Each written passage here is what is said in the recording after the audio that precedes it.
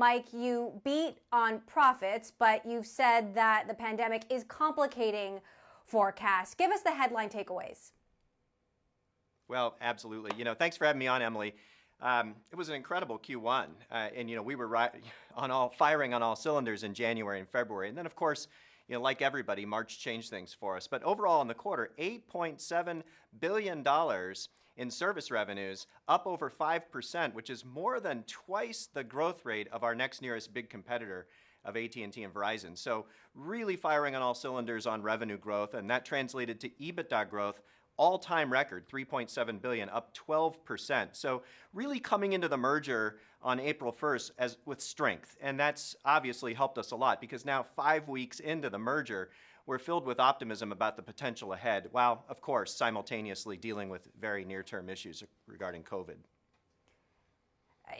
T-Mobile, speaking of that, is certainly a critical part of the infrastructure and keeping us all connected as we're working from home and quarantined. How much additional demand has this put on the network, and what kind of activity and trends are you seeing in use?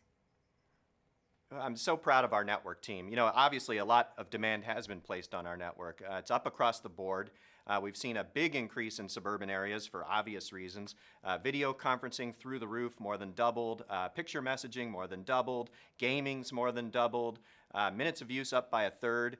And yet all through it, our network is performing incredibly well, all while expanding usage on our network by giving millions and millions of Sprint customers roaming access right here during this crisis. So really, really proud of how our team's working through the pandemic issues to serve our customers while simultaneously building for the future. And I can tell you that as it relates to building for the future around the vision of this new company, if anything, we're ahead of schedule. 5 weeks in, we're filled with optimism that perhaps these network synergies may come sooner and could possibly even be bigger than we had planned. Now, T-Mobile did such a good job picking up new subscribers that made it harder for Sprint, which means that now Sprint is now a drag on your finances and a drag on subscribers. As you work to integrate that, how do you mitigate Sprint's not so great balance sheet? Well, you're right in that we've combined a rapidly growing company with a company that's not been growing.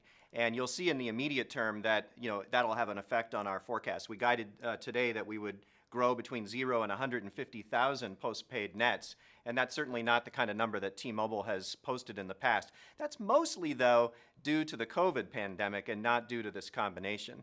What we have to do is deliver the value proposition of this new company. And remember, this new company will be all about value, and I think consumers are going to be looking for value in this environment more than ever.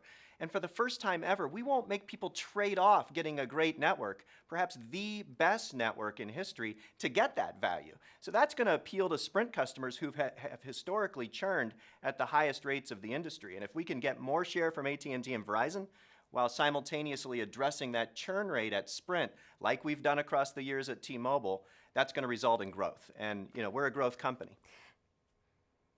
Now, as we can see from your shot, T-Mobile loves its pink, or as I should say, magenta, and you've got some big magenta shoes to fill with the departure of John Legere, who's also left the board, and there's certainly nothing like taking over as a new CEO in the middle of a pandemic. How do you navigate these challenges, and what do you see as your sort of biggest bets on the board going through a very uncertain time and a devastating economic recession?